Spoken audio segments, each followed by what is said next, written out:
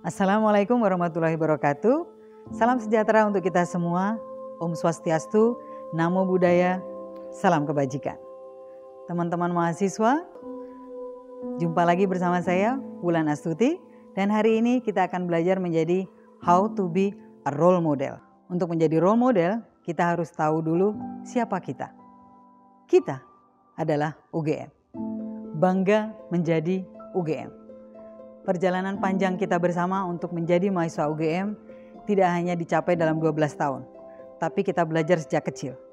Setelah Anda masuk UGM, Anda mungkin bisa merefleksikan kembali bagaimana dulu Anda berjuang dari mulai les, belajar, dan banyak hal yang Anda lakukan, masuk menjadi mahasiswa UGM, lalu ikut PPSMB, dan melihat kakak-kakaknya. Dan di situ Anda mulai tahu bahwa jaringan di UGM begitu luasnya.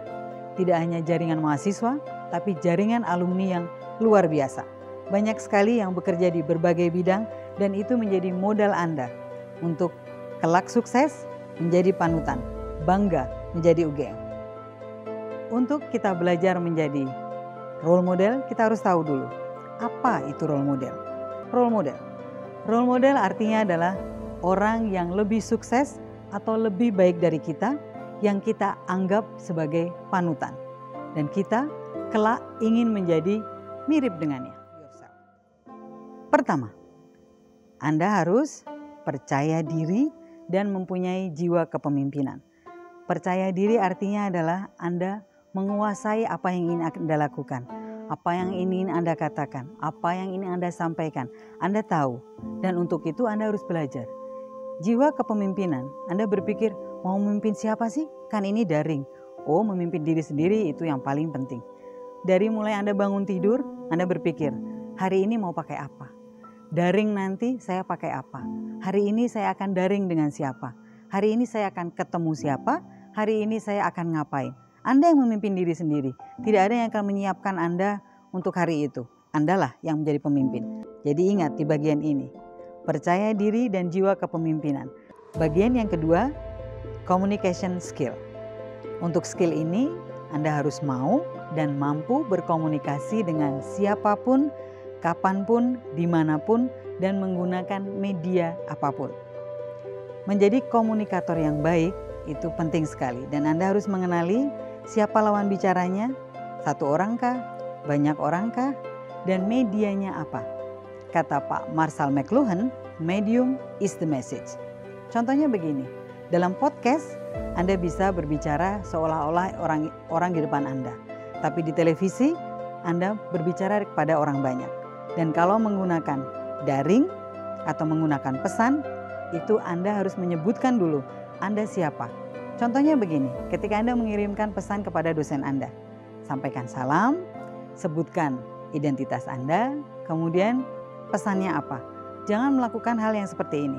Saya pernah mendapatkan pesan dari mahasiswa, kata-katanya hanya seperti ini, Ibu, saya sudah di depan pintu. Nah, ini bingung saya. Dia siapa? Pintu mana? Dan dia mau apa? Apakah itu Doraemon? Atau apa yang ingin dia lakukan? Dan ternyata dia berada di depan pintu Prodi Sastra Inggris, yaitu kantor yang lain, bukan kantor saya. Ini masalah. Lebih lagi kalau Anda cuma ingin bicara yang pendek saja. Misalnya, Anda mau janjian dengan teman Anda. Anda cuma mau ngajak ngopi-ngopi. Tapi kalimat Anda seperti ini. Nanti aku ke tempat kosmu jam 2 ya. Titik. Ini membuat dia tidak siap. Jam 2 untuk apa? Anda mau ngapain? Kan lebih baik kalau Anda menyampaikan, hey nanti jam 2 aku jemput ya. Ada kafe baru mau ku ajak makan. Beres, itu lebih jelas. Kemudian yang berikutnya selain mengenai lawan bicara, medianya apa, juga Anda harus tahu di situ Anda akan bicara apa. Jadilah orang yang menyenangkan ketika diajak bicara. Orang yang hangat, jawablah dengan baik. Kalau Anda belum tahu jawabannya, sampaikan penundaan dengan mengatakan, tunggu sebentar, saya cari info, nanti saya kembali lagi kepada Anda. Itu lebih baik daripada Anda mengatakan, maaf saya tidak tahu.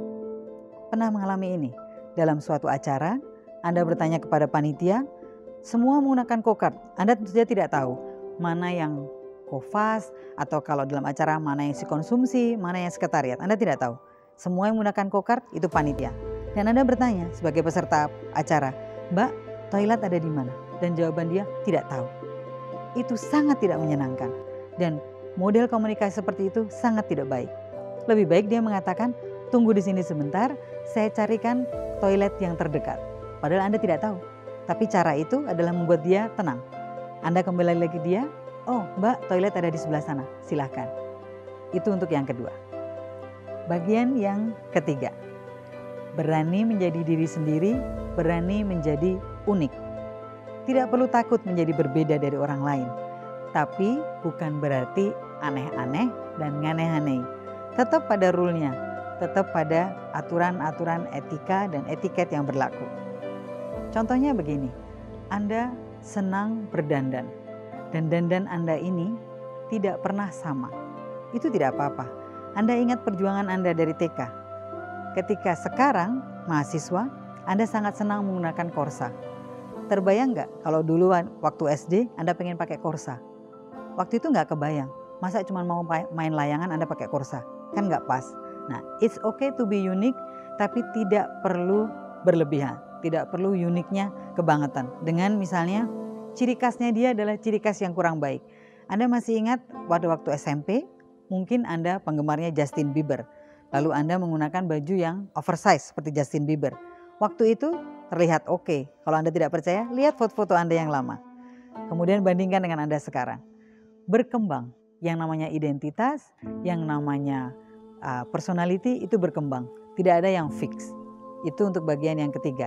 Tetaplah menjadi unik, tapi unik yang bermutu. Bagian yang keempat. Hormati dan hargai orang lain.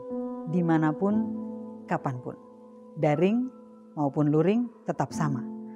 Jika Anda sedang ada di rapat, pastikan bahwa fokus Anda ke rapat. Letakkan HP Anda. Jika Anda sedang bicara dengan orang, pastikan mata Anda menatap orang yang Anda ajak bicara. Jangan melihat HP.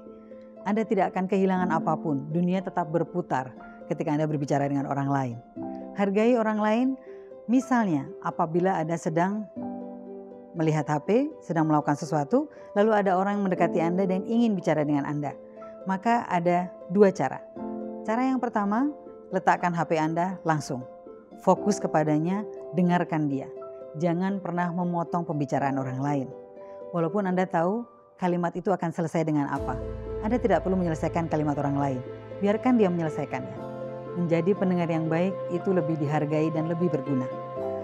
Tips yang kedua, Anda bisa minta izin kepada orang yang mengajak Anda bicara. Anda sampaikan bahwa tunggu sebentar, saya selesaikan transaksi saya selesaikan pembicaraan saya di HP, nanti saya bicara dengan Anda fokus. Itu lebih baik, dia akan senang mendengarkan itu.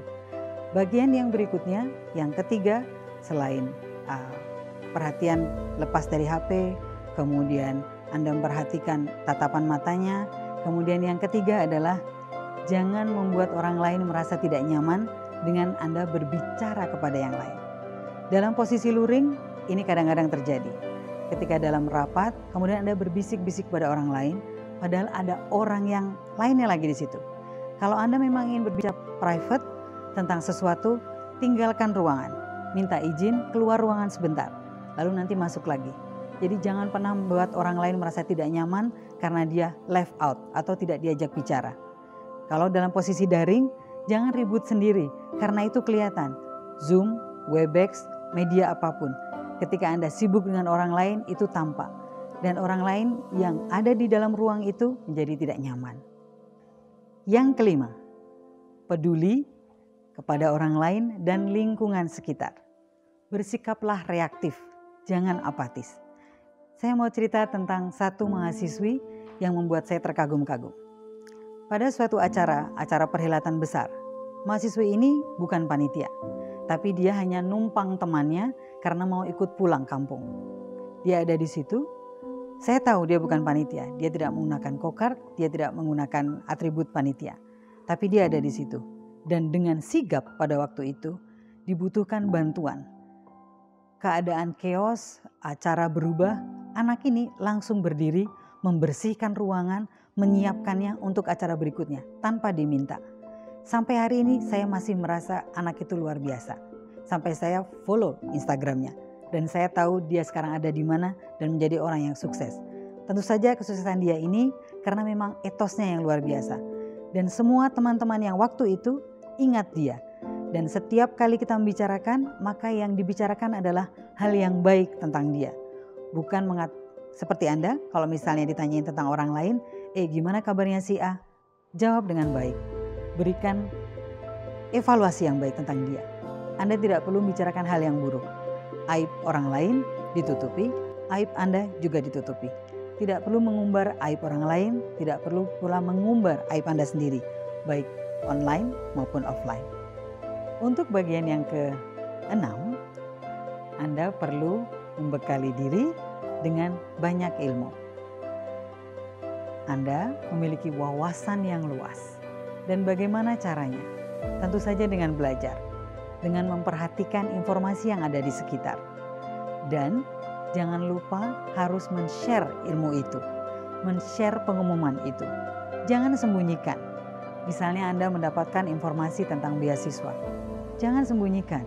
Atau Anda mendapatkan informasi tentang yang sepele saja, diskon buku. Ceritakan kepada teman Anda. Berbagi tidak akan pernah mengurangi rezeki Anda. Ingat, rezeki tidak pernah tertukar. Untuk berwawasan ini tidak hanya berguna untuk Anda, tapi juga berguna untuk orang lain, dan itu akan membuat Anda dikenal sebagai orang yang sumber ilmu, sumber pengetahuan. Orang senang bertanya kepada Anda, dan Anda juga senang bahwa Anda tahu banyak hal.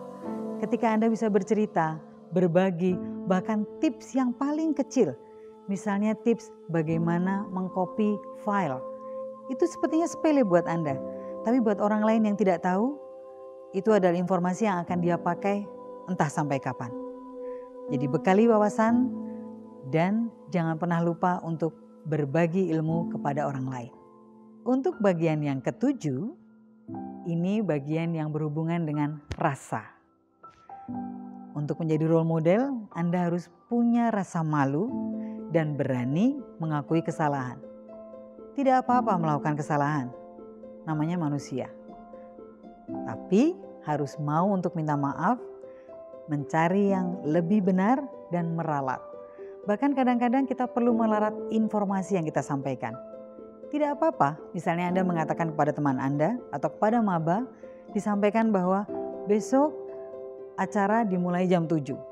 Lalu ada informasi baru bahwa jam 7 baru persiapan membuka ruang daring. Maka Anda sampaikan lagi, maaf teman-teman, pengumuman lanjutan, besok acara kita mulai 7:15. Itu tidak apa-apa meralat informasi. Kemudian tidak perlu juga Anda merasa paling benar. Dan karena merasa paling benar berarti Anda ini hilang rasa malunya. Tidak mau mendengarkan orang lain bicara. Mempunyai rasa malu ini penting karena Anda menjadi orang yang santun. Dan santun tidak hanya pada waktu sehari-hari, tapi juga santun di media sosial. Ini Anda harus ingat. Jejak di media sosial itu tidak bisa hilang. Anda pikir ketika Anda bikin status yang buruk, Anda mendelete-nya, urusan selesai. Oh tidak. Ada orang lain yang sudah meng-capture-nya. Sudah ada tangkapan layar. Dan apa yang sudah dibaca oleh orang lain agak sulit menghapus dari memori mereka. Misalnya Anda bicara buruk tentang seseorang, atau Anda memaki seseorang menggunakan media sosial, mungkin Anda hanya tayang 5 menit. Setelah itu Anda delete. Tapi sudah ada yang membacanya. Dan yang membacanya itu terus ingat bahwa Anda pernah mengatakan hal yang buruk tentang orang itu. Hati-hati kalau dulu ada yang bilang mulutmu harimaumu, sekarang jempolmu harimaumu. Untuk yang ke-8, kali ini Anda harus sigap membantu orang lain. Do good things outside your job. Selesaikan tugas Anda dulu. Setelah selesai, perhatikan teamwork Anda. Teman-teman di sisi lain, apakah mereka memerlukan bantuan? Dan Anda harus sigap untuk ini. Melihat, memperhatikan, membantu yang terbaik. Jangan diam saja ketika orang lain bekerja dan Anda mengatakan atau merasa bahwa tugas saya sudah selesai. Jangan lakukan itu. Anda lebih baik menggunakan waktu Anda untuk membantu orang lain. Itu bagian yang ke-8. Selalulah siap membantu orang lain. Untuk bagian yang ke-9, ini adalah soal penampilan. Penampilan adalah bagian yang sangat penting dari Anda. Dan untuk ini, selalulah siap. Online, offline, selalu siap. Misalnya untuk offline, setiap kali Anda akan bepergian ke kampus atau kemanapun, berpenampilanlah sesiap mungkin. Seolah hari itu Anda akan bertemu dengan orang yang akan mewawancarai memberi Anda beasiswa. Atau seolah hari itu Anda akan bertemu dengan calon pasangan sehidup semati Anda. Atau berpikirlah bahwa hari itu Anda akan bertemu dengan mertua, misalnya calon mertua untuk Anda. Jadi berpenampilan terbaik itu sangat penting. Untuk yang di urusan daring, penampilan terbaik ini berarti Anda menampilkan fitur-fitur, status-status yang baik. Atau status-status yang bisa meningkatkan bagaimana representasi Anda kepada orang lain. Di Instagram, saya lihat sudah banyak yang menampilkan, menata Instagramnya dengan baik, mencitrakan dengan baik. Ingat, semua status yang ada di dunia daring, kalau dulu itu adalah sesuatu yang di luar jangkauan, sekarang yang daring adalah real. Jadi pastikan, kalau bahasa anak sekarang, kamera ready setiap saat. Itu bagian yang penting untuk berpenampilan saat ini di masa daring. How to be a role model, tips yang terakhir atau tips yang ke-10 adalah be the best version of yourself. Selalulah suguhkan yang terbaik dari Anda, kapanpun, dimanapun, online maupun offline. Mereka akan cek akun Anda, mereka akan melihat status Anda, maka suguhkan, citrakan, representasikan yang terbaik atas diri Anda secara daring. Jangan lupa, luring tetap penting, tapi Anda tetap berhubungan dengan teman-teman, dengan kampus, dengan dosen, dengan lingkungan secara luring. Itu tetap harus yang terbaik. Ketika Anda menyuguhkan yang terbaik, maka Anda akan mendapat feedback yang baik juga.